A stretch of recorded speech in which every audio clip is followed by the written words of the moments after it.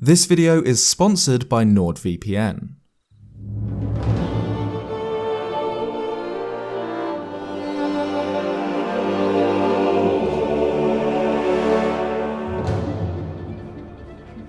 The development of a video game is a long and arduous process, and Zelda games are no exception.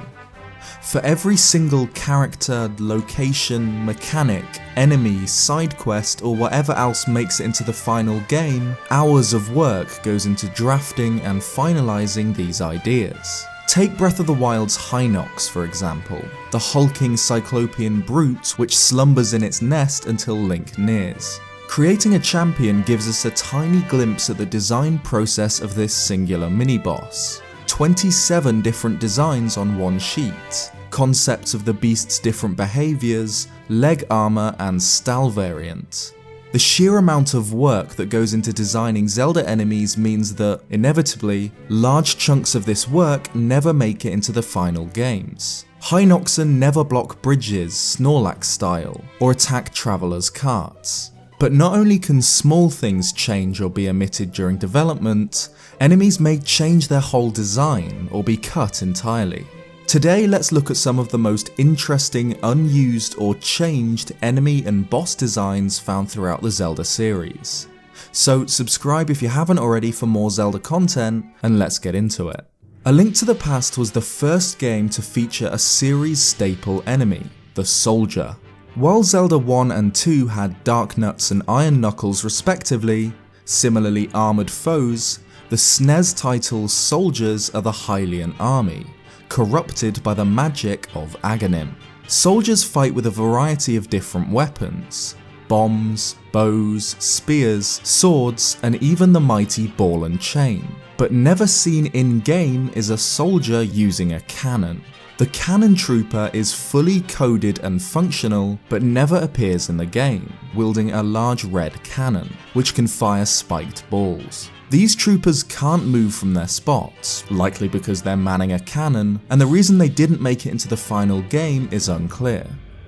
Similar unused but modelled and coded enemies are found in Twilight Princess, such as the Armos Titan. Regular Armos appear in the Temple of Time, large black statues which glow with an eerie light and hop around much like their Wind Waker counterparts. They can also be defeated in the same way, by hitting them from behind. The Armos Titan, however, functions entirely differently. It stands still until Link draws near, when it activates and begins glowing with a green light. It then holds its hands up in a sort of fighting stance, marching towards Link and attempting to swat him away with slow, powerful attacks. It's completely invincible, save for a green gem on its chest, which if hit enough times will cause the machine to deactivate. Like the Cannon Trooper, it's unknown why the Armos Titan never made it into the final game, though it does seem unfinished. The Titan also appears in the files of the HD remake too,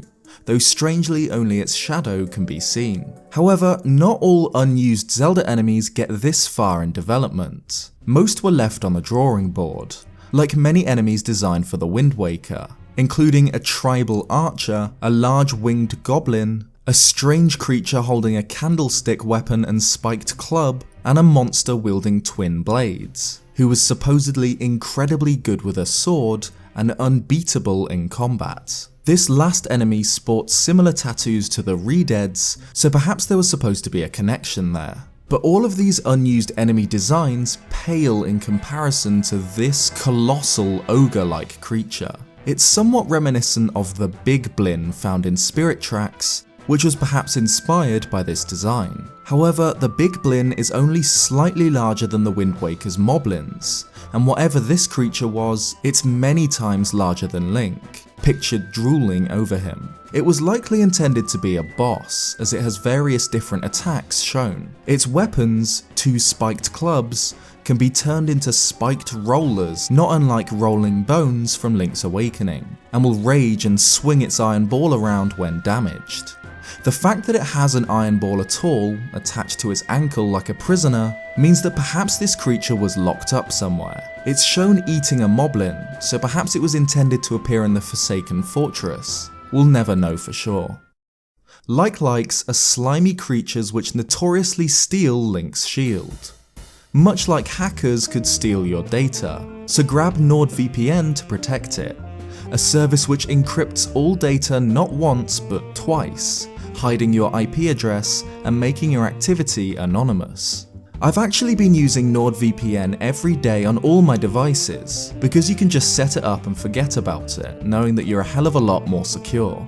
It auto-connects to the fastest server, one of thousands, but you can manually choose one from over 60 countries if you want. And this protection comes incredibly cheap. If you use my link, nordvpn.com/Zeltik, or code Zeltik, you can grab a 3-year plan for 70% off, making it $3.49 a month. And if you don't feel like you're getting your money's worth, there's a 30-day money-back guarantee. So follow the link or use code Zeltik and armour yourself up with NordVPN. Moving back to Twilight Princess, we've got another enemy which is apparently nearly finished, yet never made it into the full game. Appearing in the game's very first trailer back at E3 2004, swinging hard at Link's shield with a great two-handed battle axe, is a moblin. This moblin appears somewhat similar to its Wind Waker design in terms of its body shape, with a large pronounced mouth and lips, and standing on 2 hooves, but they're a hell of a lot less cute, rocking a set of teeth that put the imprisoned to shame. Like many things on this list, it's unknown why these moblins were cut from the final release. Perhaps they were simply reskinned and ported over from the Wind Waker, and were cut in favour of more original enemies once Twilight Princess began to take shape. In the dungeons of Ocarina of Time's Hyrule lurk some of the most terrifying enemies in the series. Skulltula, Wallmasters, Gibdos, Stalfos, and of course the Redead. These corpse-like creatures shuffle in the darkness, their faces hidden behind eerie wooden masks, until an unsuspecting victim nears, who they paralyse with a blood-curdling shriek and begin to consume. What could be more terrifying than a Redead? How about a Redead you can't see? Seemingly empty corridors and halls, secretly filled with the shuffling undead, invisible to the naked eye, only revealing their location with a piercing scream.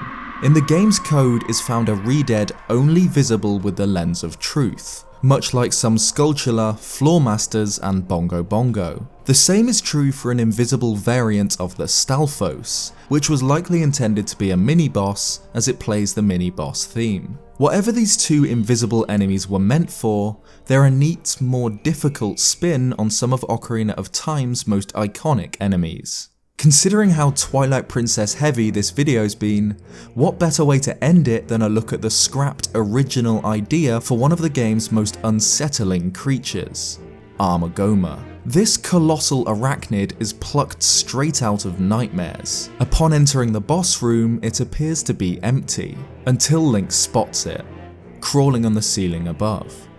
The fight itself plays out in a somewhat similar fashion to the Goma boss in Ocarina of Time, shooting it down from the ceiling and damaging it while it's on the ground. However, in the trailer released for the 2005 Game Developers Conference, we can see Link chased through a cave by a gigantic spider, a sequence which is probably more terrifying than anything in the final game. It's likely that this was the original boss fight for Armagoma, rather than the showdown at the end of the Temple of Time, which has always felt out of place. Many locations appeared during this trailer which aren't in the final game, so perhaps Armagoma was intended to appear as the boss of a more fitting dungeon, but was moved to the Temple of Time after it was scrapped. Either way, Hyrule Historia shows similar concept artwork to this boss fight, where Link is facing off against the arachnid in a long tunnel, which is filled with smaller spiders, objects hanging in webs, and tree roots. Armagoma sports the same design in both this concept art and the 2005 trailer,